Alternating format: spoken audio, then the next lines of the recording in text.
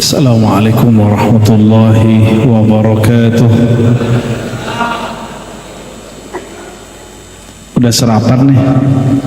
Kok lemas? Sayang lemas ya. Alhamdulillah Rabbil Alamin. Wassalatu wassalamu ala Habibil Mustafa Sayyidina Muhammad al-Mujtaba.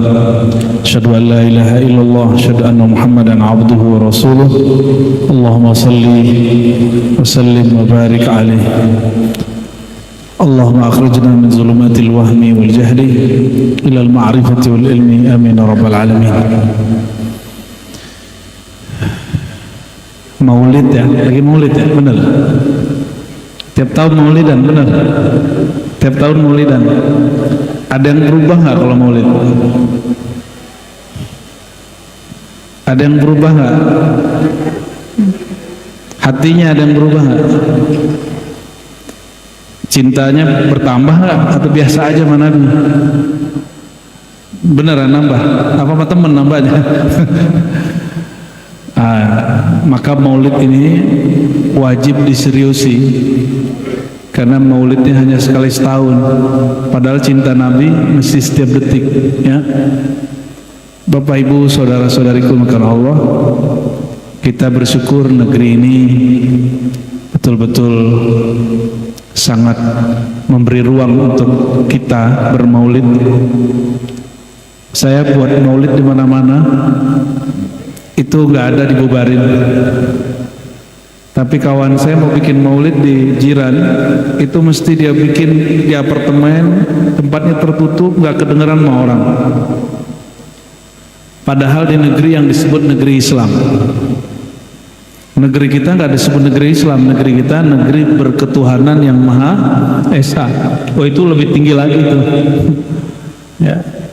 Dan dimanapun ada maulid, jujur nih, pernah nggak kesel jalan ditutup pas maulid? Jangan kesel.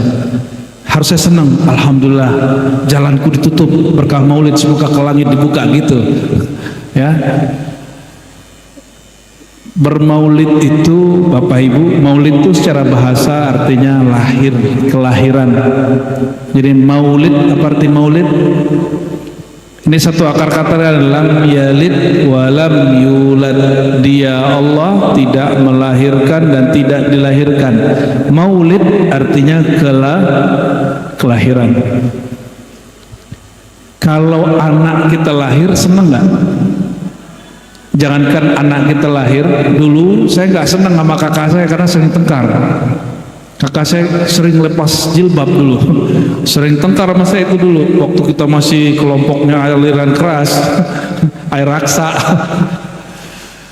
Ya dulu kakak saya itu udah, masya Allah itu dah, ya saya tonjokin, tapi bukan mukanya saya tonjokin. Saya kalau nonjok cari bagian sini. Ya kalau nggak pinggangnya kita tendangin, ya anak boxer soalnya. Tapi ketika anak dia lahir, itu pun rasa belum ada. Pas malam hari dia bawa pulang anaknya, saya dengar anaknya nangis malam hari. Pas dengar nangis itu, di situ saya merasakan, loh aku punya ponakan tuh. Senangnya bukan main. Ya, akhirnya kita ikut-ikutan cewek-cewekan, sini nah kita timang-timang. Itu baru anak saudara. Gimana anak sendiri ya. Apalagi yang lahir adalah sang Nabi Muhammad sallallahu alaihi wasallam. Nabi udah lahir benar. Yang lahir itu Muhammad bin Abdullah. Tapi sang nabinya sudah ada sebelumnya. Sosok manusia bernama Muhammad bin Abdullahnya baru lahir 1440 berapa nih sekarang? 6 tambahin 13 di Mekah, tahun 10 tahun di Madinah, tambahin umurnya ya 40 tahun. Ya kira-kira 1500 tahunan lah sebelum kita. Nabi Muhammad SAW sudah lahir fisiknya, tapi sebelum itu dia udah lebih tua. Maka seorang sahabat dalam hadis Imam Tirmizi, hadis yang sahih, sahabat ini namanya, seingat saya, Kutsaif ya. Dia mengatakan waktu Muhammad lahir, nah, dia nyebut gitu, karena belum diangkat jadi nabi kata orang, padahal sudah. Waktu sang Muhammad lahir, aku berumur sekitar 5 tahunan. Jadi dia sudah ngerti terjadi penyerangan terhadap Makkah oleh Raja Abraha. Pernah dengar Raja Abraha? Raja Abraha itu bikin gereja. Dia bukan seorang musyrik, dia seorang Nasrani. Gerejanya diganggu oleh salah satu orang Mekah. Pas dilihat di Mekah ada Baitullah, dia ingin pindahkan fungsi Baitullah ke Yaman. Sampai hari ini masih ada gereja Abraha. Jadi Abraha ini gak syirik, dia cuma syirik tidak, tapi sirik lah. Dia tidak menyekutukan Allah, tapi dia iri dengan apa yang ada di Mekah. Kata sahabat ini, waktu sang Muhammad lahir, aku sudah besar, aku sudah 5 tahun, 6 tahun. Tetapi ketika ditanya, lebih tua kamu apa Muhammad? Begitu pertanyaan orang. Kata beliau, amma ana aqdamu maulida wa huwa aqdam minni wa akbara. Kalau lahir secara fisik aku lebih tua dari Muhammad, tapi secara rohani dia lebih tua daripadaku. Maka Imam Tirmizi di hadis yang lain menyebutkan kisah dari Abu Hurairah. Pernah dengar Abu Hurairah? Abu Hurairah cocok nih sama perusahaan ini. Dia seorang direktur, dia seorang ulama plus pernah jadi karyawan, terus pernah jadi direktur. Tapi lagi enak jadi direktur, dipanggil oleh KPK. KPK-nya saat itu Umar bin Khattab. Ya, akhirnya diboikot semuanya, dibukukan semua asetnya, lalu dia nggak boleh lagi berusaha. Diberhentikan dari, dia sekaligus gubernur punya perusahaan, ulama. Wah, tiga itu ada sama dia. Kalau saya kan cuma 2 aja Pak, saya dosen, saya guru ngaji, gitu aja. Ya bisnis belum berani. Saya kalau bikin umroh, saya kerjasama sama orang, saya nggak mau jadi direktur travel, karena itu urusannya sudah beda. Ilmu sama fulus nggak bisa gabung. La yajtami'ul ilmu wal mal. Ilmu nggak pernah kawin dengan harta, nggak pernah. Sama, al ilmu la yajtami' ma'al mulk. Ilmu nggak pernah kawin dengan kekuasaan. Jadi orang kalau udah memilih untuk berpolitik, berkuasa, berjabatan, siap-siap tinggalkan. Dia dengan otomatis meninggalkan fungsi keilmuannya. Ya, saya dulu pernah jadi peneliti 3 tahun, itu saya buang semua jadwal ceramah cancel semua.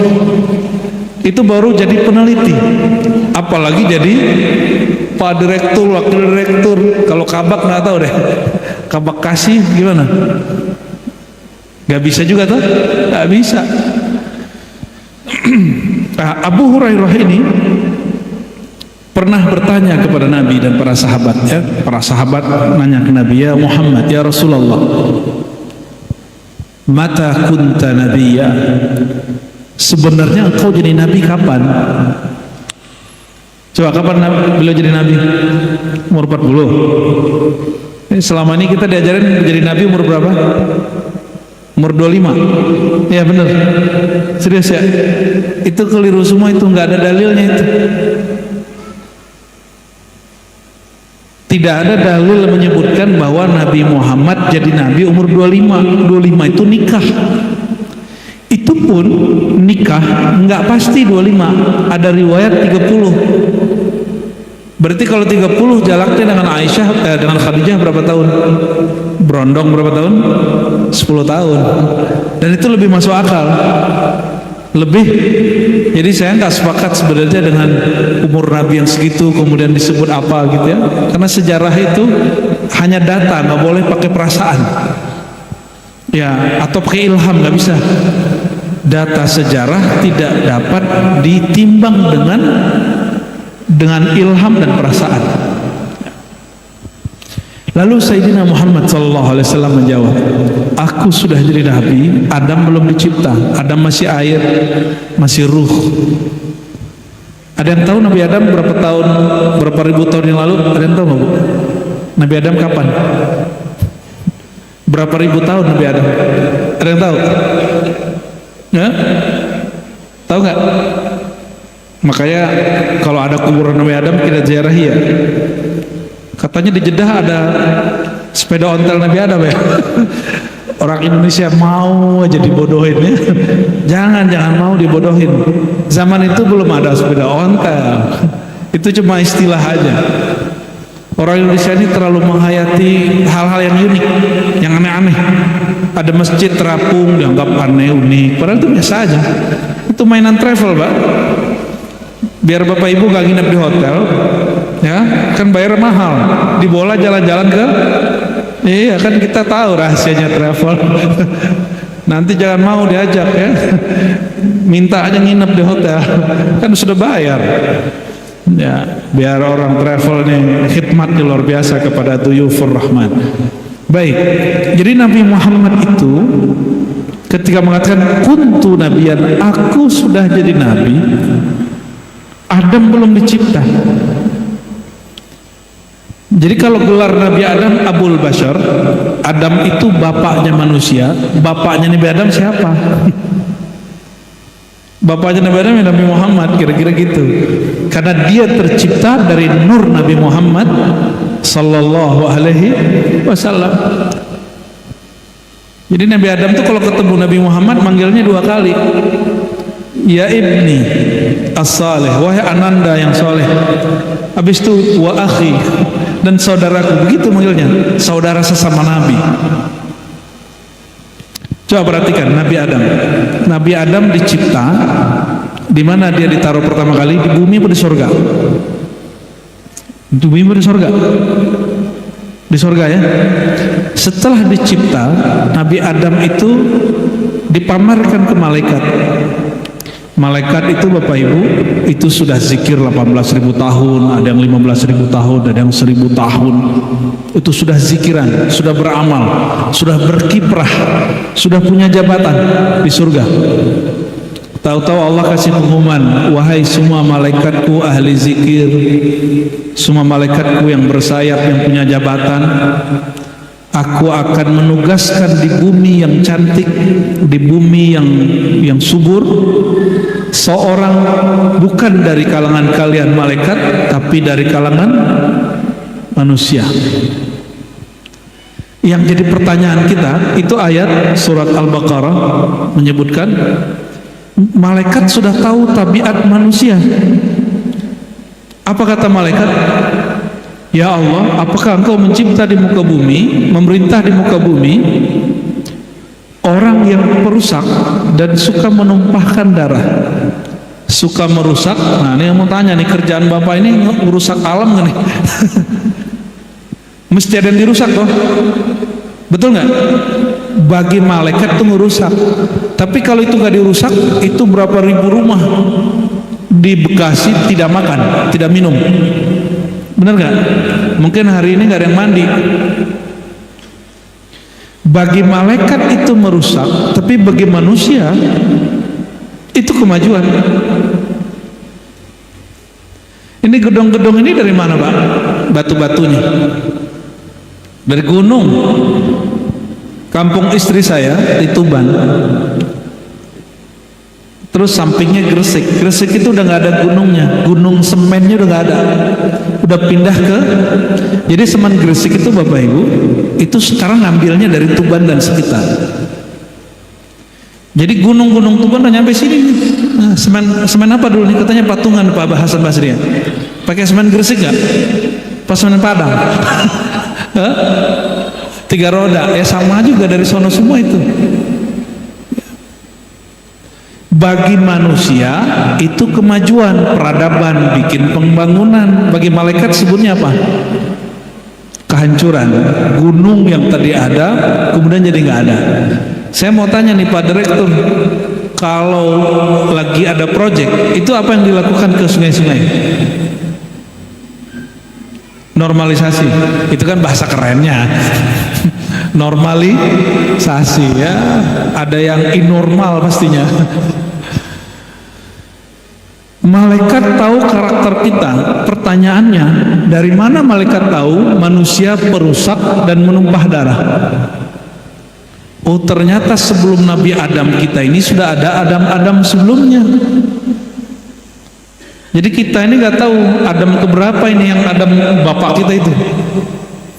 Jadi malaikat sudah mengenal ada manusia, tapi di zaman itu manusianya belum bertugas sebagai khalifah.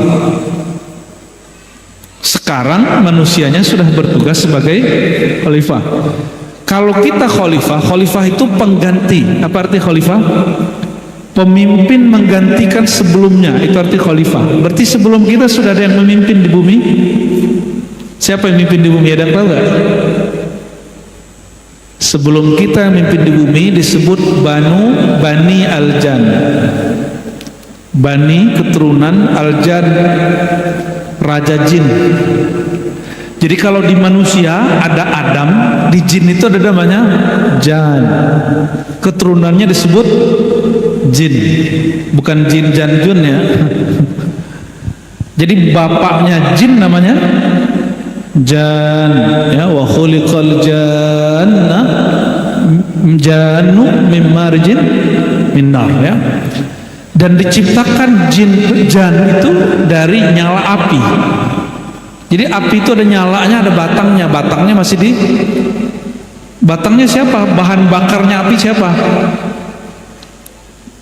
Waquduhan nas wal hijarah. Bahan bakarnya api itu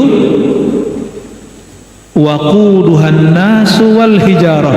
Bahan bakar api itu apa? Coba bahasa Arabnya biar keren. Waqud, bahan bakarnya api, annasu manusia, wal hijarah dan batu. Batu bara, coba lihat batu bara. Jadi bahan bakar nggak? Tapi mesti ada manusia. Di situ juga pelajaran bahan bakarnya neraka itu manusia. Berarti nyala apinya dari mana? Jadi sebenarnya lebih kuat kita apa bani ke api? Manusia yang tercipta dari tanah atau jin yang tercipta dari api?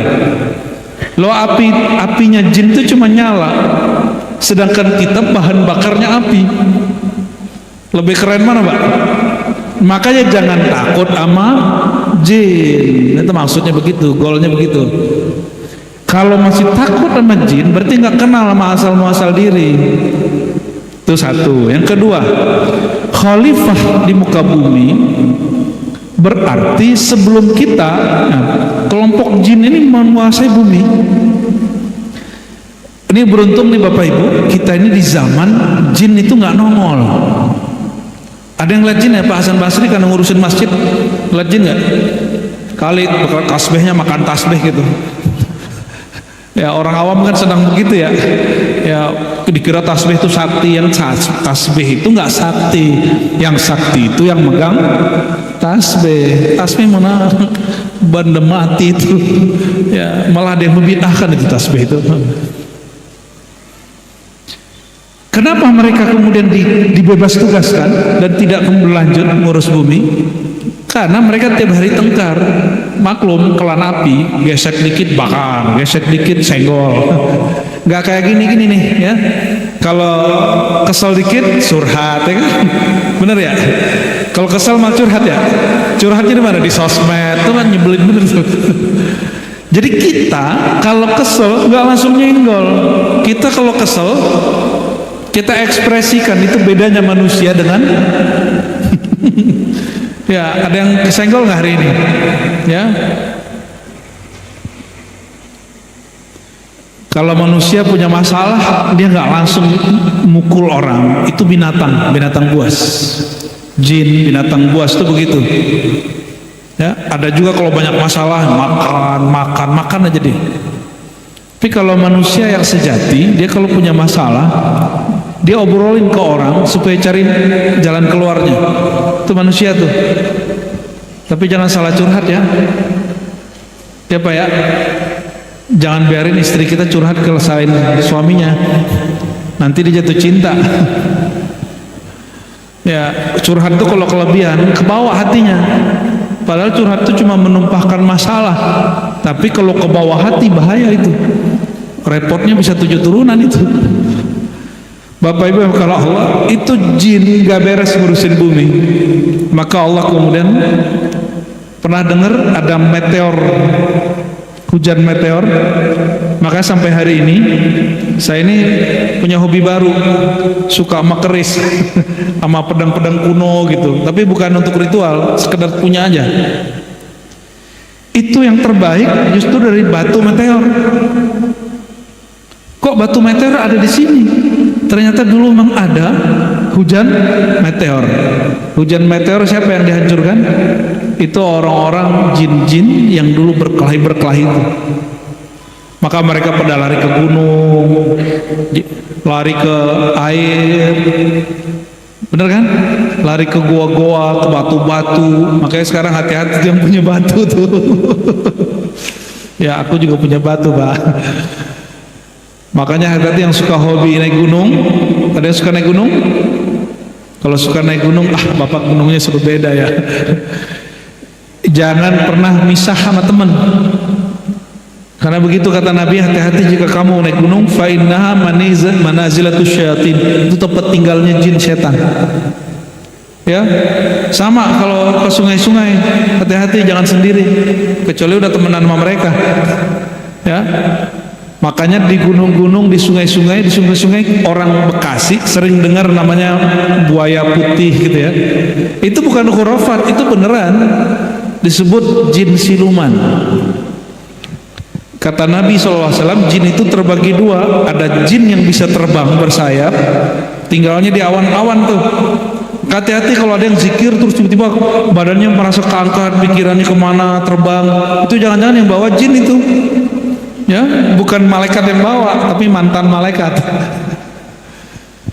Jadi jangan senang dulu kalau zikiran, ketemu makhluk ini, ketemu orang ini. Siapa tahu itu bukan nur malaikat, tapi itu jin yang kamuflase. Maka kita sangat hati-hati untuk masalah pengalaman batin. Hati-hati bener, jangan sampai halu. Ya, tahu halu ya? Yang nggak real di real kan gitu. Ada yang pindah ke air, pindah ke danau-danau. Ya, sampai sekarang saya masih ketemu guru-guru saya itu. Dia kalau dakwah pakai apa? Sampan kecil gitu ya. Selalu ada makhluk buaya, masih ada buaya putih. Putihnya bukan putih yang seperti yang ada di Ragunan itu. Buaya bukan buaya, buaya-buayaan. Kalau ini buaya darat ini. Sebagian. Maksud saya cerita ini apa Bapak Ibu? Kita ini bukan makhluk pertama yang ngurus bumi. Sebelum kita sudah ada makhluk. Sebelum mereka itu sudah ada Nabi Muhammad Sallallahu Alaihi Wasallam. Ya, Nabi Muhammad itu wujud nurnya sudah ada sebelum itu. Maka di kitab Maulid selalu disebut Nuru Muhammad. Nurun ala nur. Tadi baca Maulid di Bai ya?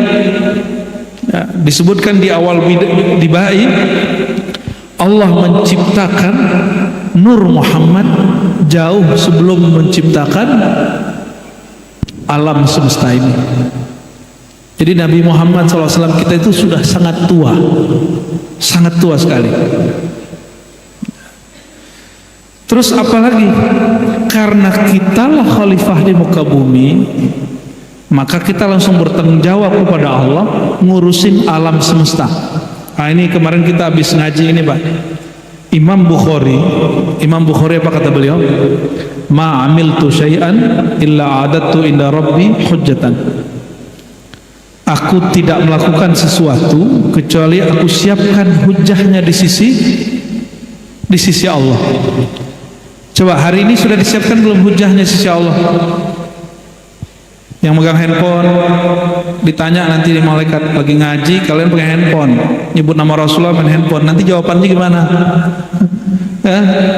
Sholat telat, apa jawabannya di hadapan Allah nanti? Itu yang disebut hisab. Kata Imam Bukhari, tiadalah aku lakukan sesuatu kecuali aku siapkan hujahnya, alasannya. Kira-kira kalau Bapak Ibu buat sesuatu hari ini, sudah siapin alasan belum di hadapan Allah? Udah nyiapin belum alasannya, kenapa begini, kenapa begitu? Gimana? Udah nyiapin belum? Kerja udah berapa tahun? Yang paling lama berapa tahun nih? Berapa? 30 tahun. 30 tahun Pak, dari Bapak masih cakep bener ya, gak tampan. Sekarang sudah ubanan ya, tapi yang gak berubah hidungnya mancung. Perutnya maju dikit gak? Maju dikit ya. Saya bisa bayangin lah dulu imut-imut lah wajahnya. 30 tahun kerja mulai jam 8, pulang jam 4. Kira-kira kalau ditanya Allah, 30 tahun kamu kerja, apa alasan kamu bertahan kerja tapi kamu tidak tahan tahajud sama aku? Kira-kira apa jawabannya Pak?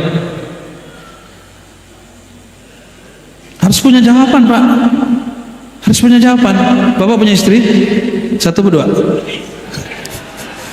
Nah, satu. Ada, alhamdulillah. Ibu mana Bu? Emang istri atau Bu? Anak berapa Ibu? Anaknya 3. Oke, itu jawabannya. Ya Allah, Engkau menitipkan kepadaku 3 anak, 1 istri. Jawabannya gitu Pak. Jangan gak punya jawaban. Allah itu suka kalau ada orang punya jawaban. Kenapa? Inna sam'a wal basara, pandangan, pendengaran, hati, semuanya mas'ula, semua ditanya. Kenapa kamu pakai ini? Dulu nggak pakai kacamata kan Pak? Mumpung bisa ditanyain Bu ya. Sampai dari nggak pakai kacamata terus pakai kacamata, asbabnya apa? Nonton bokep apa kerja gitu? Gitu.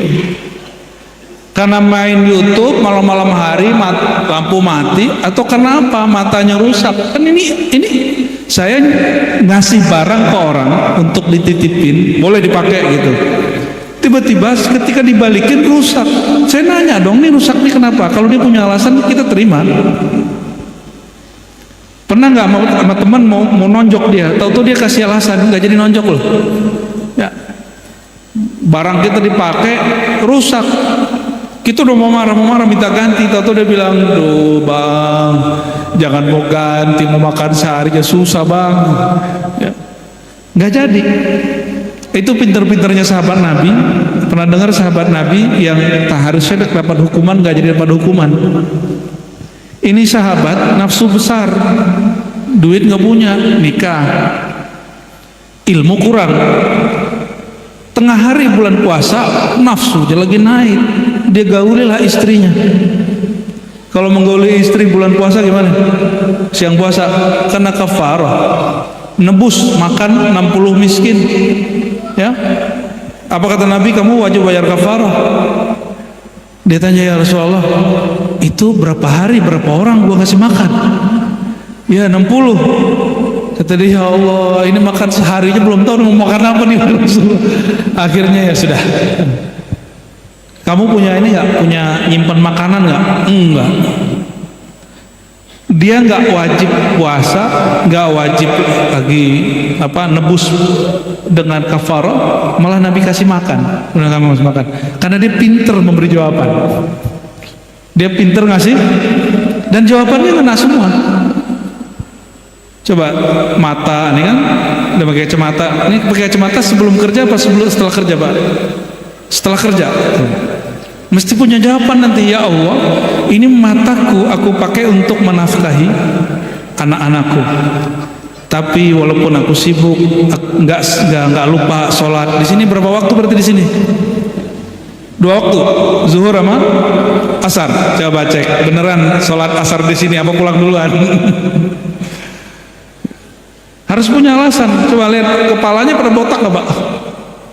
Mulai botak, mulai putih. Untuk apa kita ngebotakin kepala itu? Mesti ada jawabannya. Nggak boleh enggak. Karena ini punya kita apa punya Allah? Ada seorang ahli ibadah di zaman Bani Israel.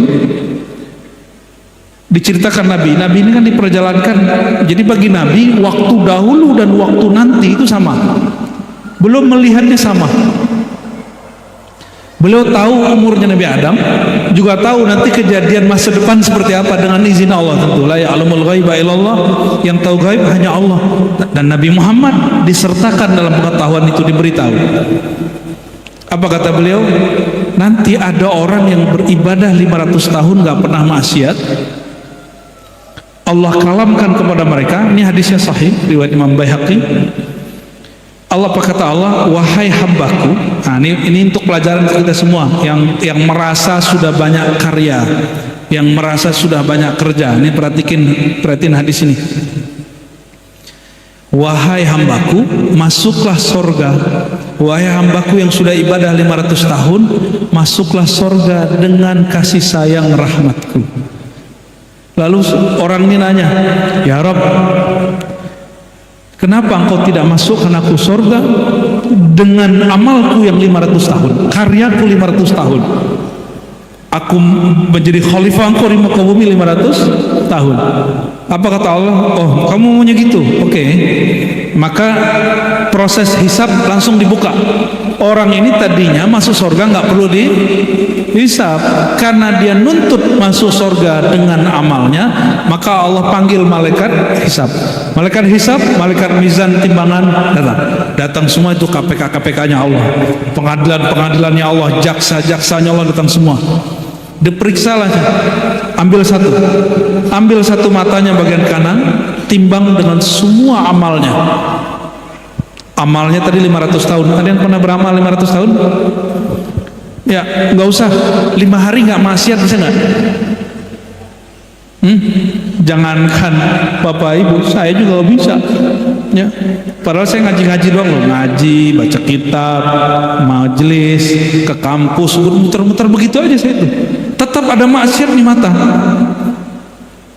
Maksiat itu bukan cuma ngeliat yang bening-bening, Pak. Melihat orang terus merendahkan orang tuh maksiat itu, maksiat hati, asbab mata. Ya, Bapak nih mandang orang nih, terus kebayang dompetnya, paling dia cuma duitnya segini doang. Itu maksiat mata yang jatuh ke hati-hati. Ya, gimana? Udah begitu belum? Akhirnya orang itu diauditlah orang yang beramal 500 tahun. Amal dia 500 tahun, lalu matanya juga diaudit. Dipakai apa aja fasilitas mata ini. Dihitunglah semua fasilitas yang dia pakai dengan ibadah dia 500 tahun. Ternyata kata orang Jawa apa? Podomoro. Sama, Pak. Mata dipakai 500 tahun, dia ibadah 500 tahun. Malah kurang-kurang dikit. Kalau orang tidur ibadah nggak? Untungnya orang ini sebelum tidur dia doa, maka dihitung tidurnya ibadah. Malam tadi tidurnya ibadah nggak? Tidurnya pakai doa apa pakai YouTube? Apa pakai TikTok? Hah? Tertidur megang handphone atau tertidur megang nama Allah? Gak handphone. Itu tidur gak ibadah. Mau malam ini tidurnya dalam ibadah? Taruh handphonenya, baca Bismillah. Bismillah, Bismikallahumma ahya wa amut, atau amutu wa ahya. Itu Bismillah aja. Mau coba? Tapi jangan lagi kerja ya. Mau ibadah dulu, Bismillah. Itu bapak-bapak, itu bocoran kita lagi Jumatan. Ini wajah-wajah ibadah ini. Khotib naik, Alhamdulillah, ittaqullah, langsung tuh ya, mata dipejam, kepala tertunduk, suara nafas. Tahu-tahu udah selesai, udah khutbah kedua, dicolek dulu, lo bangun. Ya, curi-curi katanya, beban hidup dari Pak Direktur terlalu banyak katanya. Bapak Ibu yang karena Allah, itu orang setelah ditimbang, akhirnya Allah bilang, ambil mata kiri. Yang tadi baru mata. Dia doa, ya Rabb, jangan teruskan ya Allah, jangan diteruskan auditnya. tolong masukkan aku surga dengan kasih sayang rahmat-Mu. Jadi jangan saya udah umroh sekian kali, itu gak usah. Aku udah zikir pagi sore, zikir cuma pagi sore, bangga. Zikir pagi sore paling lama cuma setengah jam, paling-paling 5 menit udah kabur. Ya, zikir begitu kita banggain, gak cukup. Ya, Nabi Muhammad SAW itu karena tahu manusia ini gak sanggup bersyukur, maka beliau mengajarkan cara syukur paling indah, paling mudah. Bersyukur itu bukan ngomong apa alhamdulillah, alhamdulillah, itu lafaz syukur. Bersyukur paling tinggi Bapak Ibu, ini intinya maulid. Inti maulid itu berterima kasih kepada Allah, bersyukur kepada Allah, dimulai dengan bersyukur kepada kekasih Allah Nabi Muhammad SAW. Maka mensyukuri itu caranya gimana?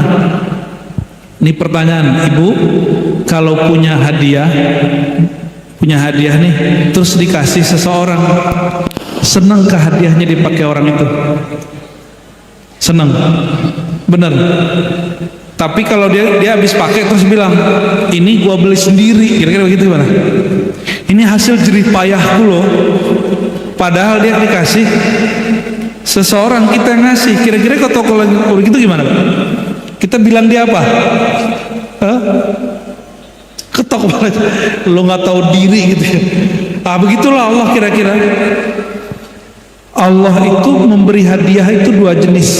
Ada hadiah yang kita menjemputnya lewat bekerja, ada hadiah yang kita terima tanpa kita bekerja. Benar nggak? Itu disebut rezeki. Ada rezeki yang kita nggak kemana-mana, tahu-tahu datang.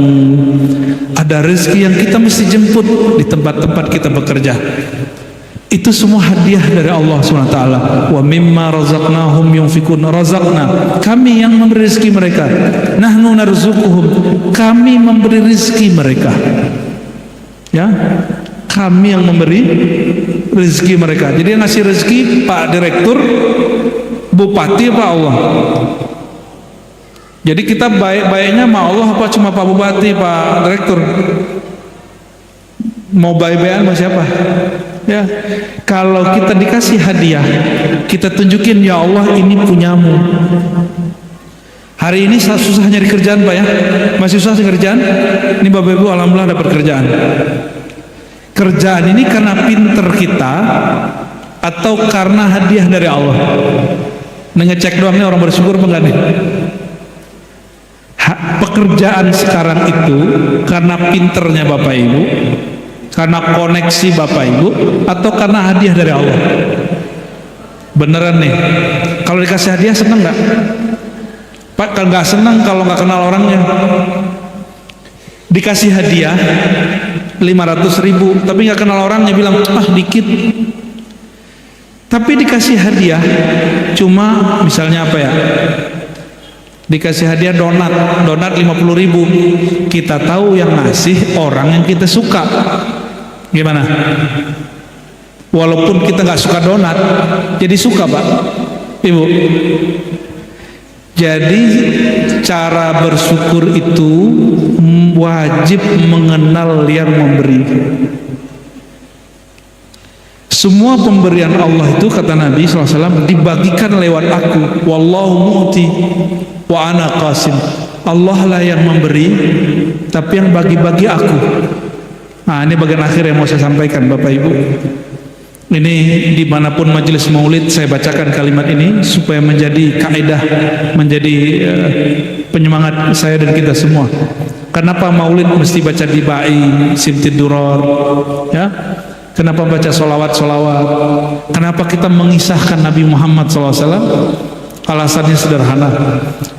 Ulama ahlu sunnah bersepakat dengan satu kalimat ini. Fi kulli dzikri salihin tanzilur rahmah atau rahmat. Setiap disebut orang yang soleh, turunlah rahmat. Makhluk paling soleh siapa? Nabi Yuna Muhammad, ya, Nabi kita Muhammad SAW. Setiap disebut nama orang soleh, turun rahmat. Jangankan Nabi Muhammad, ahli hadis Bapak Ibu itu punya silsilah. Imam Bukhari mengatakan Dia kenapa menyebut nama orang-orang soleh gurunya, dari gurunya Humaidi, dari gurunya Sufyan, dari gurunya Al-Ansari, gurunya Tamim, terus sampai kepada Nabi, menyebut mereka menyebabkan rahmat turun. Ya, rahmat jadi turun. Kenapa? Menyebut nama orang soleh itu tanda syukur pertama kepada Allah. Bersyukur kepada Allah mesti melalui makhluk. Ya. Nah, kalau orang sudah sadar ya bahwa pemberiannya dari Allah, rezekinya dari Allah, kira-kira kalau Allah minta nanti dikembaliin berat nggak? Serius? Allah mengatakan 2,5% aja gitu, dikeluarin nggak? Berat ya? Kalau berat berarti merasa punya dong. Nah, coba ilustrasi nih, saya pinjemin bapak mobil 2 bulan, habis 2 bulan saya tarik.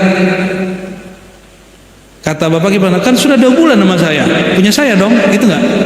Orang begitu tuh orang apa?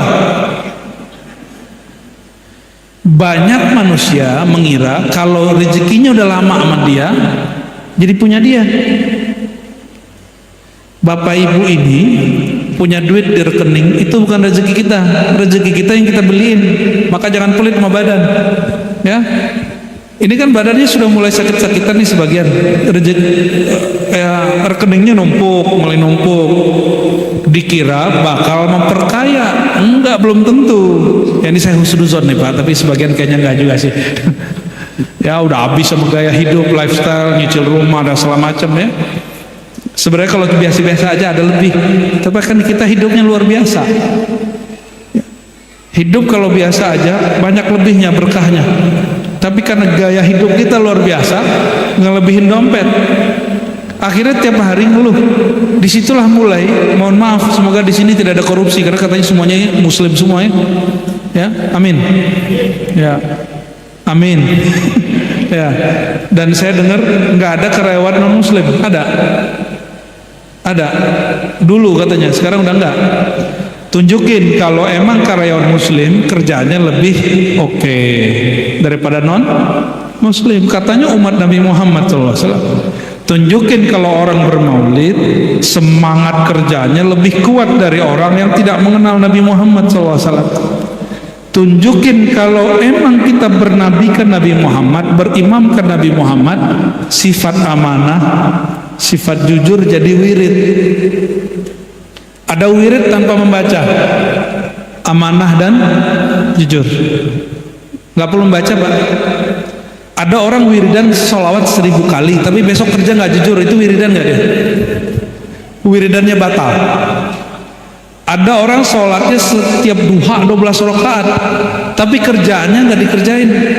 Sholat duha di waktu kerja itu masuk nggak? Orang kerja dia sholat duha, kerjaannya ditinggal, itu soleh apa solmet? Ya solmet nanti marah sama kita ya. Itu soleh apa jahil? Bukan jahil, jahil. Itu jahil. Sholat duha itu sunnah, kalau kerja wajib. Bener? Kerja wajib? Ya wajib lah, kan menafkahi. Ini kerjanya pakai kontrak Pak. Kalau kontrak berarti ada perjanjian di situ. Maka bekerja itu bagian dari menepati janji. Ciri-ciri pewaris nur Nabi Muhammad SAW. Jadi nur Nabi itu 4 aja Pak. Nur yang 4 yang bisa kita tiru. Sifat Nabi yang 4 apa aja itu? Sidik, jujur, amanah. Amanah itu apa? Terpercaya. Ketiga, ya fatonah, cerdas. Yang ke tabligh. Nah, tabligh ini untuk saya aja, itu bapak nggak usah, itu ibu nggak usah ya. Ambil 2 aja, sidik, amanah. Kalau pinter semua kan repot ya. Yang pinter ya pimpinan aja deh, mau pengawas. Ya, jangan semuanya pinter, ini pinter karena orang pinter tuh suka nyari kesalahan. Tapi orang paling pinter bukan nyari kesalahan, nyari penyelesaian masalah. Ya, semoga pimpinannya bukan yang keminter, tapi yang benar-benar pinter. Ya. Amin ya rabbal alamin. Nah, terakhir Bapak Ibu, jadi bermaulid itu orang sukses bermaulid ketika dia mewarisi sifat Nabi Muhammad sallallahu alaihi wasallam. Gak usah banyak-banyak, ambil aja 2 sifat itu sampai mati, insya Allah husnul khatimah. Kalau wirid berhenti kalau kita makan, minum, tidur. Tapi kalau sifat jujur, ketika tidur masih jujur kan? Orang jujur itu tidur masih disebut jujur nggak? Orang amanah kalau tertidur masih disebut jujur? Orang amanah tidur, kita sebut nggak itu orang amanah lagi tidur gitu kan? Tapi kalau orang sholat tidur masih sholat nggak? Ini kurang cerdas nih jawabannya nih. Orang sholat tidur masih sholat nggak? Batal sholatnya. Orang yang amanah tidur, dia masih amanah nggak? Masih. Berarti amanah itu abadi di dalam ini. Itulah wirid sejati. Itulah wirid sejati. Apa tadi? Sidik, amanah. Semoga 2 sifat ini Allah tancapkan dalam diri kita dan tidak pernah dicabut. Amin rabbal alamin. Ila ruhin Nabi sallallahu alaihi wasallam. Al-Fatihah.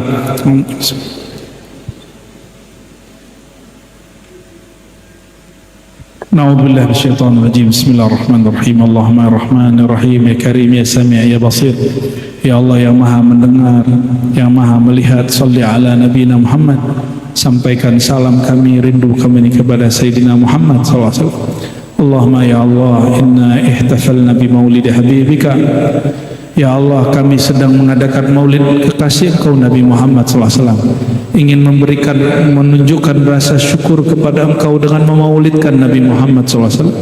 Maka ya Allah, afrighna waj'al lana sifat as-sabr. Tolong berikan kami satu sifat sabar, sifat syukur, sifat amanah, sifat jujur. Amin rabbal alamin. Allahumma ya muqallibal qulub, ya Allah yang membolak-balik hati kami, mohon bukakan hati untuk mendengarkan kebenaran. Ya Allah, kami ini sibuk atau mungkin pura-pura sibuk atau sok sibuk. Di rumah kami sibuk dengan mainan-mainan kami. Di tempat kerja pun kami sibuk dengan mainan-mainan dan pekerjaan kami. Dan kami ternyata ketika Engkau bangunkan 2/3 malam, kami pun tertidur kelelahan. Inna nasta'fuka ya Allah, mohon ampunkan kami yang sok sibuk untuk menyembah Engkau ya Allah. Ampunkan diri kami ini yang sedikit berwirid dan beribadah kepada Engkau ya Allah. Allahumma ya Allah ya muqallibal qulub, jaga Engkau melihat hati kami ada noda-noda daripada emosi, sifat yang pemarah, sifat yang berburuk sangka.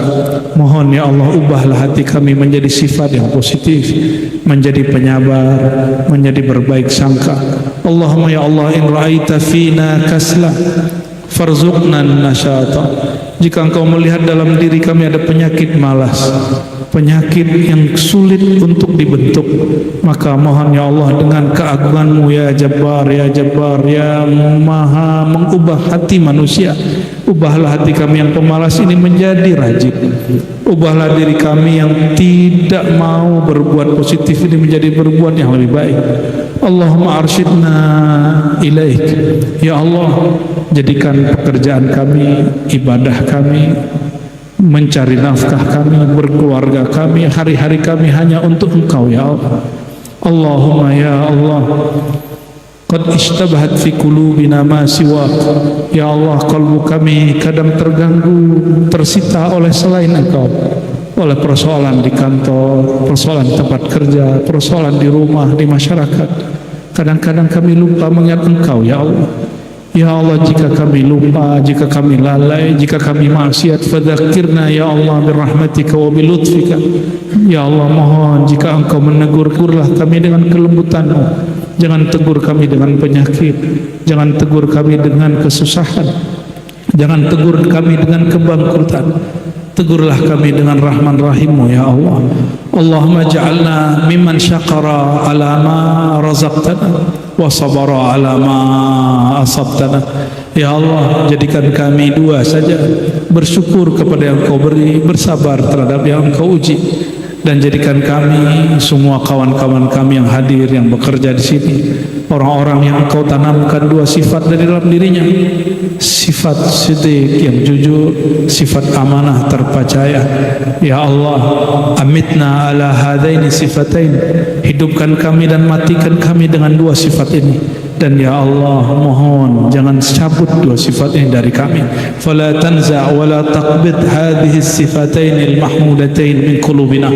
Allahumma ya dzal jalali wal ikram, amitna ala din al-islam wal ihsan wal iman. Allahumma akhtim lana bis sa'adah wa la takhtim alaina ya Allah bis sakhawah. Wa ya rabbana ya nur ya nur ya nur, nawwir qulubana bi nuri ma'rifatika wa musyahadatik. Wa sallallahu ala sayyidina Muhammad. Rabbana atina fid dunya hasanah wa fil akhirati hasanah wa qina adzabannar. Walhamdulillahi rabbil alamin. Mohon maaf salah kurangnya. Semoga tambah cinta kepada Nabi Muhammad SAW, tambah semangat kerja, tambah maju Bekasi. Amin ya rabbal alamin. Assalamualaikum warahmatullahi wabarakatuh.